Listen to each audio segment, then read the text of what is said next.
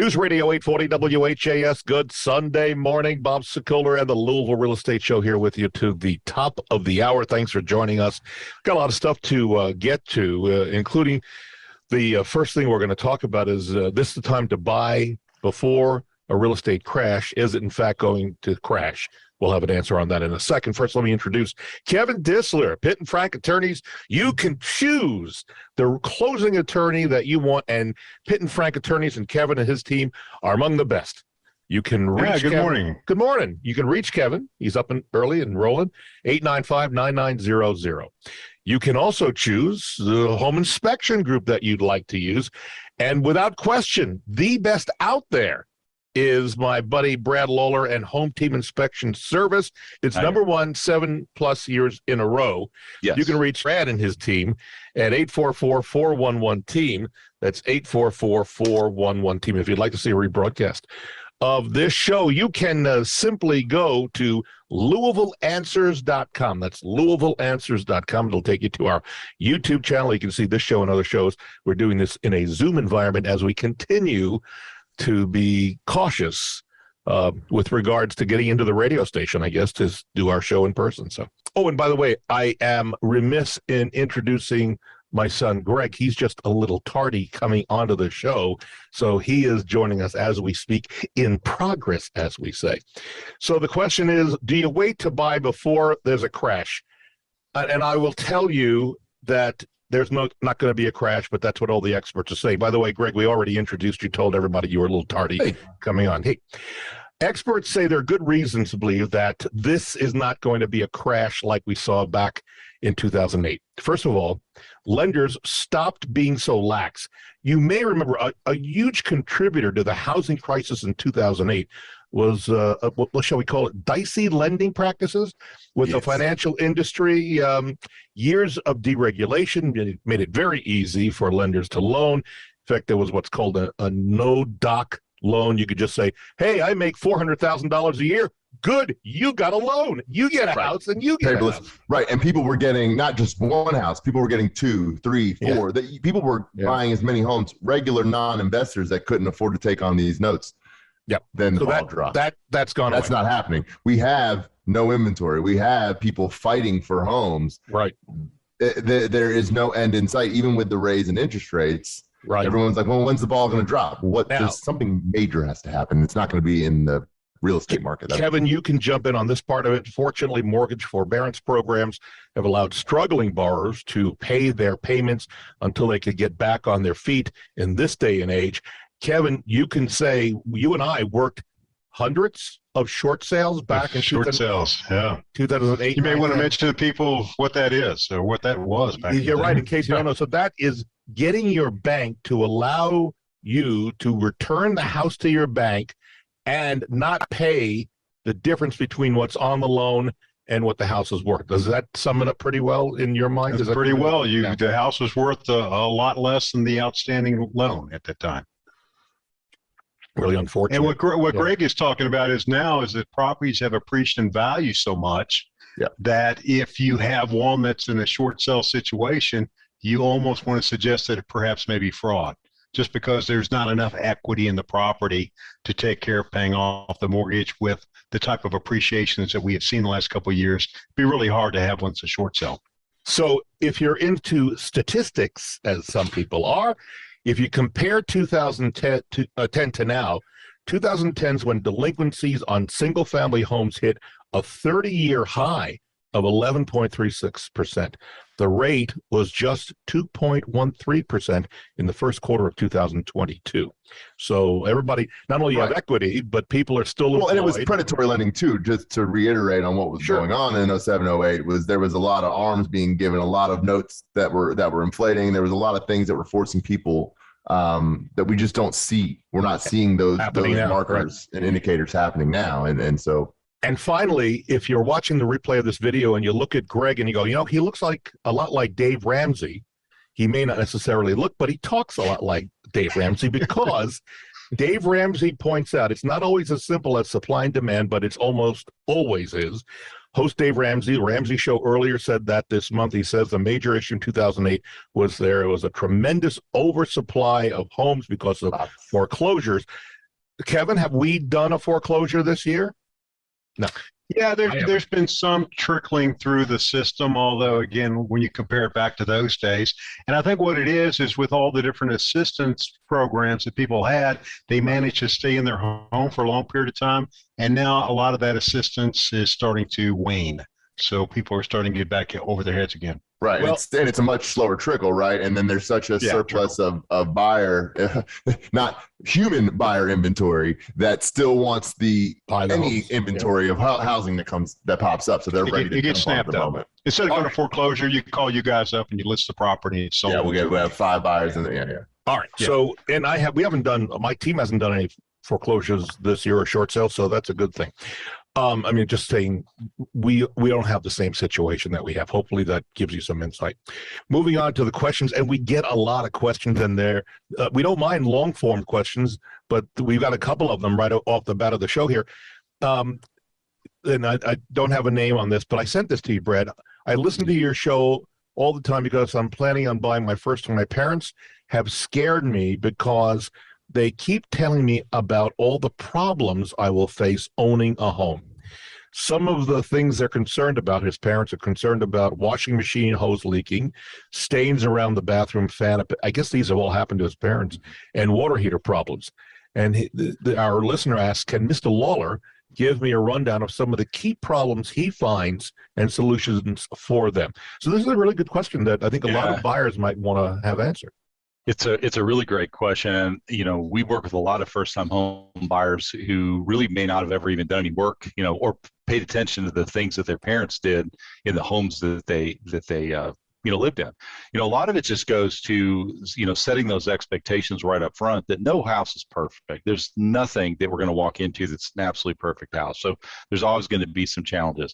It's interesting that, he didn't put his name on there, or she didn't put her name on there, but they identified some water issues. Water is the biggest thing that the home inspector is looking for. So water, you know, coming in through a roof leak, a chimney leak, you know, flashings, you know, water coming in around a basement or through a basement wall because the grade of the lot is wrong and the water's going down to a house.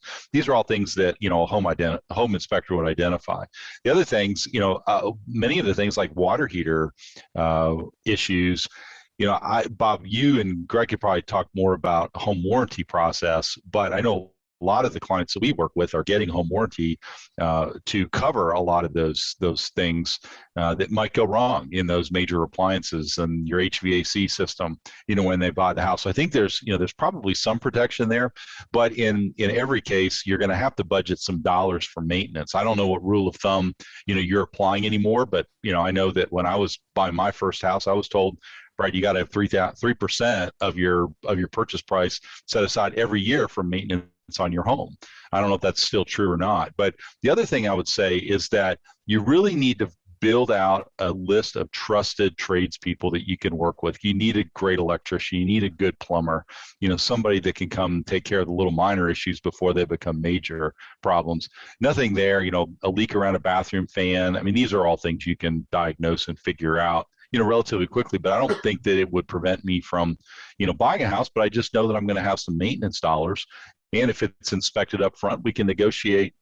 You can take the information that the home inspector gives you and negotiate, you know, those initial repairs. You bring up good points, especially with this getting a home warranty. And over the past year or so, we've seen those wane because a buyer didn't want to put that in the price of a home for a seller to pay because he might lose the house. But we're telling our buyers now, think about purchasing it yourself. Right. And I was talking to a home warranty company about that too. We don't sell home warranties, and that's not a product that I as a home inspector do. But as a homeowner, I can completely understand why you would buy. My kids own homes that have home warranties, you know, on them. And I know one of them bought their own warranty. It wasn't included by the seller, but it's just that additional peace of mind that they need. Because look, I would imagine all of us understand the idea of building generational wealth through home ownership. And I think all of us on this call today, we all want people to walk down that path, just understand, we're educating them along the way about what to expect. Because, again, if my teams are professional, they're non-alarmist, we've just done our 20,000th inspection. We've got a lot of experience that we can share with those, well, any home buyer, but particularly the first time home buyers. We walk alongside and show them throughout the house some of the things that they're going to have to pay attention to. Well, just to interject on my part, from the closing attorney standpoint, home warranties are great, because what they do is, for that year after the closing, it tends to, all the conflict that you would have about, well, the seller didn't tell me about the hot water heater. You call up, the agents are both involved. Well, with the home warranty for that year, anything that happens that year, no longer do the calls come to the closing attorneys or to the realtors about, well, did they know about, because you have another party that's there to basically take care of those smaller items. So it's really been kind of a blessing for our industry. And we should point out that many agents like ours, our team, we have good working relationships with the home warranty company that we're recommending. So if there's a problem that's a little on the gray side, because there are gray areas, issues, that we have the ability to go in and say, hey, listen, this is needs to be looked at and remedied. And typically we get that actually remedied. So that's a good thing. If you are thinking about selling your home, we now have 5 ways to help you sell, and just about guaranteed to help you find your next home before you have to leave your existing home. Want to check it out? Go to bobsellmyhome.com, where you can read about it and also fill out a form, and I'll call you and we can talk. There's no obligation, and there's no fee for you to fill it out and for me to come out and talk about it. Let's move on. Kevin, Samantha sent us this email. She says, my son is a first-time home buyer. He does not fully understand the home buying process, which is what we pretty much identified at the top of the show, and found himself stuck in a sold-as-is contract. She says the inspection brought up major concerns that were not disclosed by the sellers.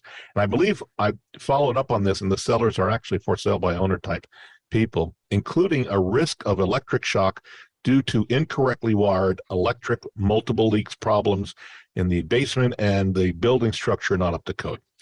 And Samantha is writing in that she now does no clue of what to do for her son.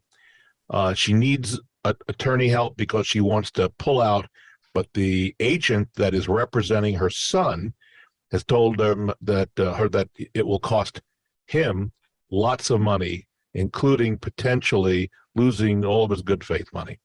Any suggestions on this, Kevin? Apparently they've passed the response time on the repair request, and apparently, according to Samantha, the agent never told her son that there were actual deadlines in place that needed to be responded to. This sounds like a real problem that needs legal attention.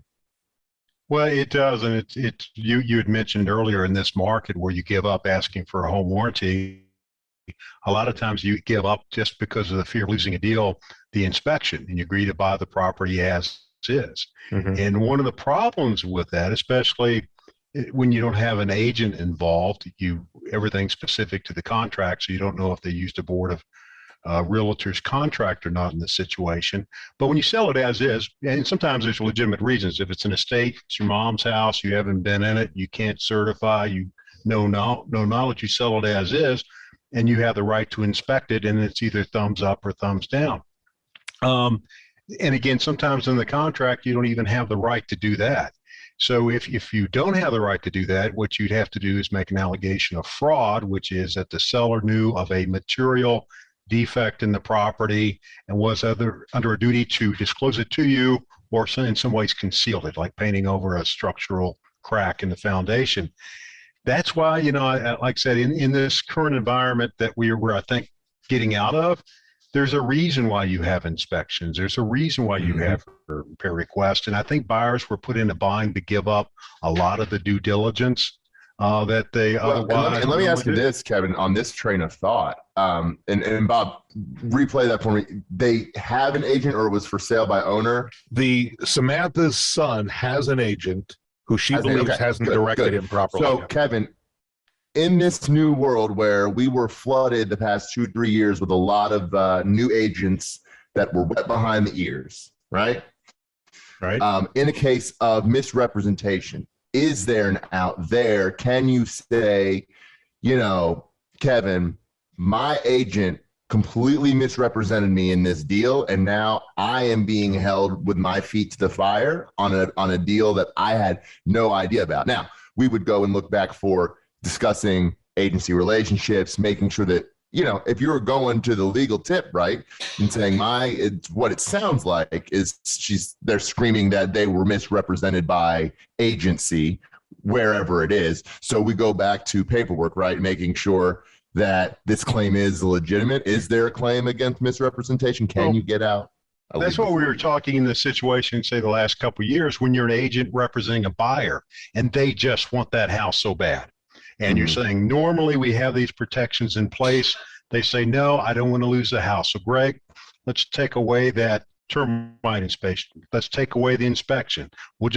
And so from an agent standpoint, you may have been sitting there advising, I don't think that's a good idea. I really don't think that's a good idea. So we had a lot of agents and brokers who would have, as you went through, have the buyer initial off.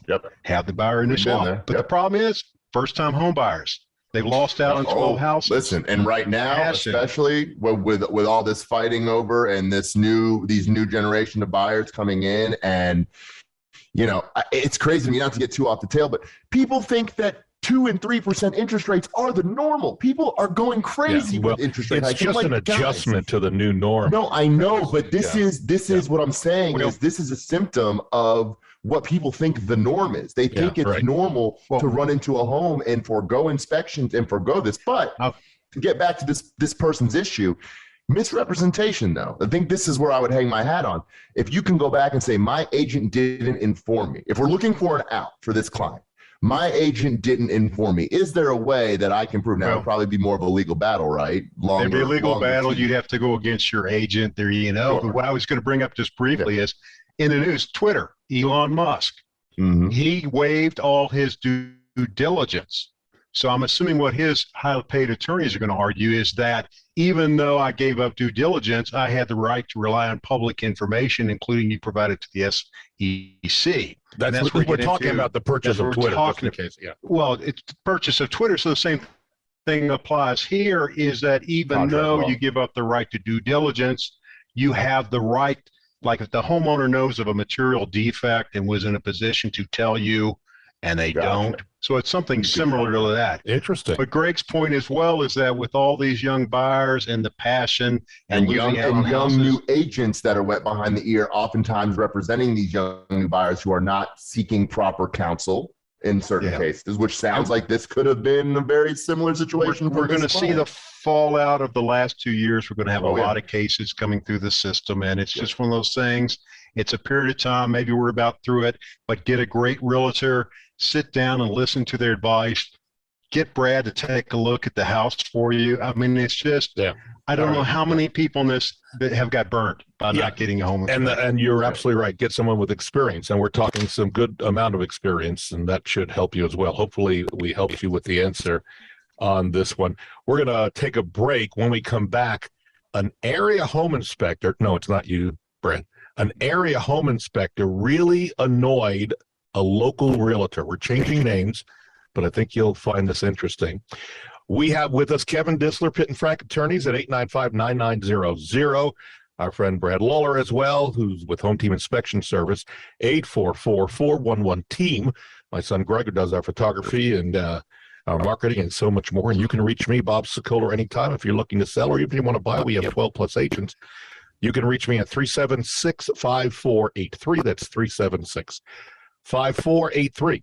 We're back in a moment on News Radio 840 WHAS. News Radio 840 WHAS, Bob Sokoler, the Louisville Real Estate Show. Thank you, Barbara Corcoran, who does Shark Tank fame. You may have seen her on that, or now several other commercials that she's doing. There's a Honey Nut Cheerio commercial she's doing. I was like, oh, well, Greg and I are going to go see her at the end of August. We're meeting with her again, shooting some news commercials, and I'm going to ask her about these other commercials that she's doing, because it's great, because she's become a big star. Also here with us, besides my son Greg, who does our photography and marketing, Kevin Dissler, Pitt and Frank Attorneys at 895-9900, and Brad Lawler, owner of Home Team Inspection Service at 844-411-TEAM. And you can reach me, Bob Sokoler, anytime. Help you come out there. We talk about what the process is for listing and selling your home. We do not charge you for that meeting at all. It's free of charge, no obligation. And if you want, we will help you get it on the market and sold at your time frame and your price. All right, back to the questions. And this one's for you, Brad. And I mentioned this right before we went to the break. An area real estate agent, and he's asked us to change his name, so we're calling him Steve, says a home inspector called him to complain because he thought, and Kevin, listen carefully because I'm going to need your identification here on this. The home inspector called because he thought the house was vacant, and this inspector was angry that the seller's items were still there and that the inspector was going to have to move some of them because they were in front of an electrical panel and access to the attic. This inspector told Steve, the inspector says vacant means completely empty based on our Greater Louisville Association regulations. Thoughts? So the first thing, I was shocked that an inspector would call a real estate agent and admonish the real estate agent, right? Yeah, at Home Team, we are working with the listing agents through showing time to gain access to that house. We find out what the specifics are. Of course, you're not going to know where everything's stacked up until you get into the home. But my assumption always is if they say vacant, I'm automatically thinking staged. I look at lots of homes that I walk into that are quote unquote vacant that are full of beautiful furniture because the home is staged. So yeah, we don't come in with any preconceived ideas of whether or not there's contents in the house. The only thing we're asking, we prefer that the sellers not be there. During the periods of COVID, we had lots of situations where sellers would seclude themselves in a certain part of the house. Let me just back you up. It is easier to do your job without somebody in your way, whether it's inspections or photography or whatever it may be in our field. A lot of times we just run long. We like to talk and Right. So that's easier, certainly, but I have no expectation that the house is going to be empty when I read vacant. I read that relying on the definition. Bob tells me homes are vacant all the time where I have to go in, and half the time I'm like, okay, it's vacant, meaning maybe no one's living there, but there might be somebody there. I go new construction homes all the time that are vacant that people are working in. Right. Well, and that's where we're going to bring in Kevin. Do you know of any definition of vacant with our Greater Louisville Association of Realtors, that vacant means the house is empty of all furniture and people and all that? Have you heard any of that? I'm not sure. I'm not sure what he's referring to.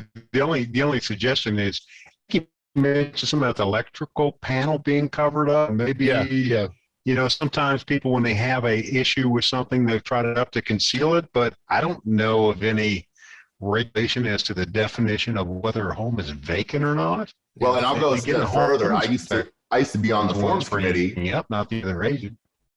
I used to be on the forms committee for MLS improvement, and we talked about definitions and how things get added to MLS to make as a selection, vacant, occupied, whatever. They're guides, they're helps. There is nothing legally, and Kevin probably could have told you to do, but nothing that I'm aware of. When a home is vacant, it just generally means there's nobody there, but it doesn't. You never know. To me, it sounds like laziness that the person just assumed. Who knows? And instead of assuming, what happens when you assume, it makes a blank out of blank and blank, okay. Right? Yeah. Let's move forward. And Kevin, I would have normally gone to you with this next question, but you're frozen and your audio's choppy. His face is frozen in time. You're frozen, so I don't know what happened. Very concerned. There. But we've only got a couple of minutes left, so it's still frozen. Yeah, I'm going to go over to Brad with his next question. Stephen writes in, after the storms several weeks ago, I noticed a crack in my basement wall, and he says, I'm concerned it's a foundation issue. He says, I have not seen any water in the basement, but he's wondering, is there a difference between a vertical crack or horizontal crack? What does it indicate? And should I have my foundation inspected because he saw a crack? Yeah, so generally speaking, the vertical cracks are settling cracks. They're very common. Now, if they're less than, say, a 1/4 inch wide and the's no water coming through them, I would just say continue to monitor. any horizontal crack automatically is giving me the idea that I would be on the phone with the foundation company. The horizontal cracks are showing you've got hydrostatic pressure, that water building up next to the foundation, which is causing that bowing, and the break, which causes the horizontal crack. But yeah, I mean, there's lots of great foundation companies in town to make a call to. There's some that can patch them.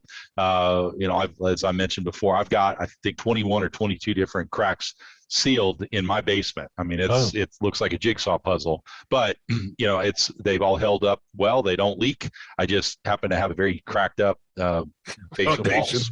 So it's just the way it's set up. While we're on cracks, let's just do a quick review that with bricks. If you walk around the exterior of your home, folks, today, if you get a moment, look for vertical cracks. Look for vertical cracks going through or through mortar. Explain the difference. Yeah, so a crack going through a brick is going to be giving us the picture that there's something moving. The foundation is moving. Cracks in mortar, may or may not indicate anything. If you've seen stair stepping, particularly if it mirrors itself on the other side. So if you go 90 degrees around that corner, and if those bricks are doing the same thing on that side, then it's the foundation guys will tell you, yeah, you've got shifting, you've got movement.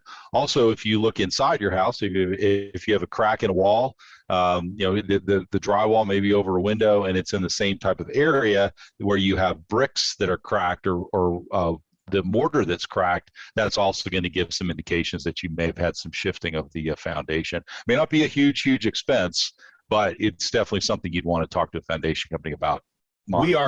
Taking a look at. We are out of time. Kevin, you came back on video just in the last couple of seconds, but we appreciate it. All right. We got a lot from you at the beginning, so that's good.